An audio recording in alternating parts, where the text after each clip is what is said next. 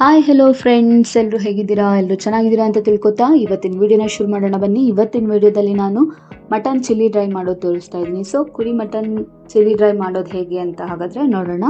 ಮೊದಲಿಗೆ ಒಂದು ಮಸಾಲ ಮಾಡ್ಕೊಳ್ಳೋಣ. ಅದಕ್ಕೆ ಒಂದು ಪ್ಯಾನ್ ಇಟ್ಟು ಸ್ವಲ್ಪ ಎಣ್ಣೆ, ಹಾಗೆ ಚಕ್ಕೆ, ಲವಂಗ, ಬೆಳ್ಳುಳ್ಳಿ, ಈರುಳ್ಳಿ, ಶುಂಠಿ ಹಾಕಿಬಿಟ್ಟು ಸ್ವಲ್ಪ ಬಾಡಿಸ್ಕೊಂಬಿಡೋಣ.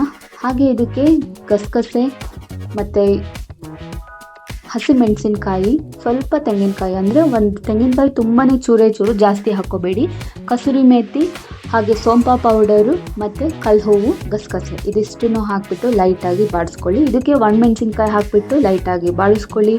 ಇದಕ್ಕೆ ಸ್ವಲ್ಪ ಕೊತ್ತಂಬರಿ ಕಾಳು ಅಂದರೆ ಧನಿಯಾ ಕಾಳನ್ನು ಹಾಕಿಬಿಟ್ಟು ಸ್ವಲ್ಪ ಮಿಕ್ಸ್ ಮಾಡ್ಕೊಳ್ಳೋಣ.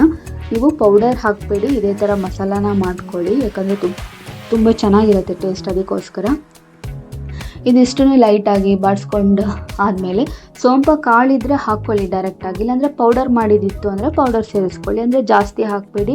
ಒಂದು ಚಿಕ್ಕ ಸ್ಪೂನಲ್ಲಿ ಚೂರು ಅಂದರೆ ಒಂದು 1/4 ಚಮಚದಷ್ಟು ಹಾಕ್ಕೊಂಡ್ರೆ ಸಾಕು. ಹಾಗೆ ನಾನಿಲ್ಲಿ ಹುಳಿ ಟೊಮೊಟೊನ 2 ಹಾಕೋತಾ ಇದ್ದೀನಿ. ಸೊ ಇದಿಷ್ಟನ್ನು ನೀಟಾಗಿ ಲೈಟಾಗಿ ಹುರ್ಕೊಬೇಕು ಹಾಗೆ ಎಣ್ಣೆಯಲ್ಲಿ. ಇದಕ್ಕೆ ಮತ್ತೆ ಸ್ವಲ್ಪ ಕೊತ್ತಂಬರಿ ಸೊಪ್ಪು ಸೇರಿಸ್ತಾ ಇದ್ದೀನಿ. ಕೊತ್ತಂಬರಿ ಸೊಪ್ಪು ಸೇರಿಸ್ಬಿಟ್ಟು ಸ್ವಲ್ಪ ಬಾಡಿಸ್ಕೊಳ್ಳೋಣ. ಹಾಗೆ ಇದಕ್ಕೆ ಅರಿಶಿನದ ಪುಡಿನ ಒಂಚೂರು ಹಾಕೋಣ. ಇದಿಷ್ಟು ಹಾಕಿಬಿಟ್ಟು ಒಂದು ರೌಂಡು ಮಿಕ್ಸ್ ಮಾಡ್ಕೊಳ್ಳೋಣ. ಇಲ್ಲಿ ಮಟನ್ನ ಮೊದಲಿಗೆ ಬೇಯಿಸಿಟ್ಕೋಬೇಕು. ನೀವು ಕುಕ್ಕರಲ್ಲಿ ಒಂದು 7-8 ವಿಷಲ್ ಹೊಡಿಸ್ಕೊಂಡು ಇಟ್ಕೋಬೇಡಿ, ಯಾಕಂದರೆ ಡೈರೆಕ್ಟಾಗಿ ಮಾಡ್ತೀವಿ ಅಂದರೆ ಟೈಮ್ ತುಂಬ ಹಿಡಿಯುತ್ತೆ, ಹಾಗಾಗಲ್ಲ. ಅದಕ್ಕೆ ಮಟನ್ನ ಸ್ವಲ್ಪ ಬೇಯಿಸ್ಕೋಬೇಕು, ಮೊದಲೇ ಬೇಯಿಸಿಟ್ಕೊಳ್ಳಿ. ಹಾಗೆ ಈಗ ನಾನು ಕಾಳು ಮೆಣಸಿನ ಕಾಳು ಹಾಕ್ತಾಯಿದ್ದೀನಿ, ಅಂದರೆ ಪೇಪರ್ ಪೌಡರ್ ಹಾಕ್ತಾಯಿದ್ದೀನಿ. ಒಂದು ಸ್ವಲ್ಪ ಹಾಕಿಬಿಟ್ಟು ಮಿಕ್ಸ್ ಮಾಡ್ಕೊಳ್ಳೋಣ. ಟೇಸ್ಟ್ ಒಂಚೂರು ಡಿಫ್ರೆಂಟ್ ಆಗಿರುತ್ತೆ. ಹಾಗಾಗಿ ಹಸಿಮೆಣಸಿನ್ಕಾಯಿ ಜಾಸ್ತಿ ಬೇಡ, ಒಂದು 3 ಹಾಕ್ಕೊಂಡ್ರೆ ಸಾಕು. ಮತ್ತು ನಾವು ಬೇಕಿದ್ರೆ ಒಣಮೆಣಸಿನ್ಕಾಯಿ ಹಾಕಿರ್ತೀವಲ್ಲ, ಖಾರ ಇಲ್ಲ ಅಂದರೆ ಚಿಲ್ಲಿ ಪೌಡರ್ ಮತ್ತು ಅಡಿಷ್ನಲಿ ಸೇರಿಸ್ಕೋಬೋದು. ಹಾಗೆ ಮತ್ತು ನಾನು ಇದಕ್ಕೆ ಸ್ವಲ್ಪ ಇವಾಗ ಪಲಾವ್ದು ಎಲೆನ ಹಾಕ್ತಾಯಿದ್ದೀನಿ, 2 ಹಾಕ್ಕೊಂಡು ತಿರುಗಿಸ್ಕೊತಾ ಇದ್ದೀನಿ.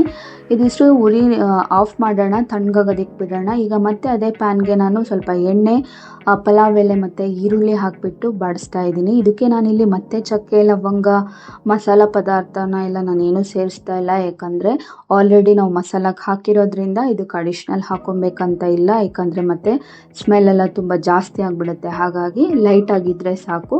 ಈಗ ನಾನು ಇಲ್ಲಿ ಈರುಳ್ಳಿ ಮತ್ತು ಮಸಾಲದು ಈ ಪಲಾವ್ ಎಲೆನ ಹಾಕಿಬಿಟ್ಟು ಬಾಡಿಸ್ಕೊಂಡಾಗಿದೆ. ಈಗ ಸ್ವಲ್ಪ ಲೈಟಾಗಿ ಕಲರ್ ಚೇಂಜ್ ಆದಮೇಲೆ ಟೊಮೊಟೊ ಹಣ್ಣು ಸೇರಿಸ್ಕೊಳ್ಳೋಣ. ಅಲ್ಲಿ ತನಕ ಬಾಡಿಸ್ಕೋಬೇಕಾಗತ್ತೆ. ಈಗ ನಾನಿಲ್ಲಿ ಟೊಮೊಟೊ ಹಣ್ಣು ಒಂದು 3 ಹಾಕ್ಕೊಂಡಿದ್ದೀನಿ, ಹುಳಿ ಟೊಮೊಟೊನ.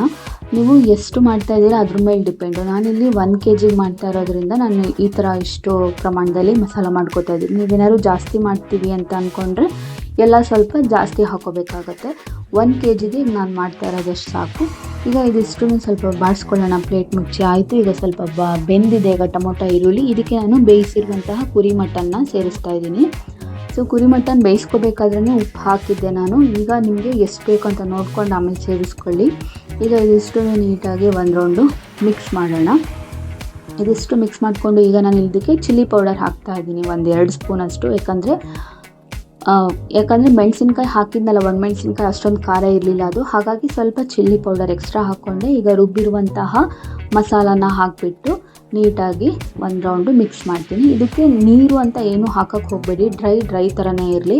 ಇದಕ್ಕೆ ನಾನು ಮಟನ್ ಬೇಯಿಸಿದ ನೀರಿತ್ತಲ್ಲ, ಅದರಲ್ಲಿ ಒಂದೇ ಒಂದು 2-3 ಸ್ಪೂನಷ್ಟು ನಾನು ಇದಕ್ಕೆ ಮಿಕ್ಸ್ ಮಾಡ್ಕೋತೀನಿ ಅಷ್ಟೇ. ಹಾಗೆ ನೀವು ಉಪ್ಪು ಎಷ್ಟು ಬೇಕು ಅಂತ ನೋಡಿಕೊಂಡು ಹಾಕ್ಕೊಳ್ಳಿ. ಒಂದು 2-3 ಸ್ಪೂನಷ್ಟು ಮಾತ್ರ ಬೇಯಿಸಿರುವಂಥ ಮಟನ್ ನೀರನ್ನ ಹಾಕ್ತಾಯಿದ್ದೀನಿ ಇದಕ್ಕೆ. ಈಗ ಉಪ್ಪು ಹಾಕಿಬಿಟ್ಟು ಇದನ್ನು ನೀಟಾಗಿ ಒಂದು ರೌಂಡು ಮಿಕ್ಸ್ ಮಾಡಿಕೊಂಡೆ. ಹಾಗೆ ನಾನು ಕೊತ್ತಂಬರಿ ಸೊಪ್ಪನ್ನು ಸ್ವಲ್ಪ ಮೇಲೆ ಹಾಕಿಬಿಟ್ಟು ತಿರುಗಿಸ್ದೆ. ಈಗ ಇದನ್ನು ಮುಚ್ಚಿ ಬೇಯಿಸಬೇಕು, ತಳ ಹಿಡಿದೇ ಇರೋ ಥರ.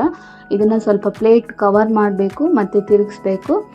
ಮತ್ತು ಅದೇ ಥರನೇ ಮಾಡಿ, ಆವಾಗ ಟೈಮ್ ಸೇವ್ ಆಗುತ್ತೆ, ಹಾಗೆ ತಳನೂ ಸಹ ಹಿಡಿಯಲ್ಲ. ಈಗ ನಾನಿಲ್ಲಿ ಒಂದು ಕಂಪ್ಲೀಟ್ ಆಗಿರುವಂತಹ ಲಿಂಬೆಹಣ್ಣನ್ನ ಸೇರಿಸ್ತಾ ಇದ್ದೀನಿ, ಕಟ್ ಮಾಡಿರೋದು ಲಿಂಬೆಹಣ್ಣು.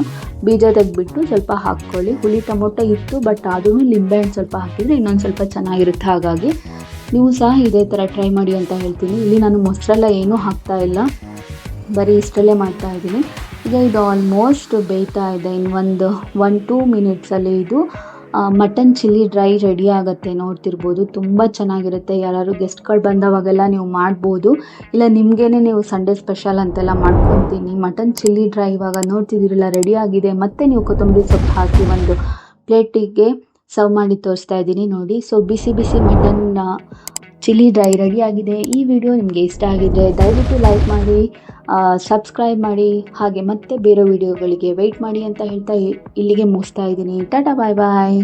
Thank you so much.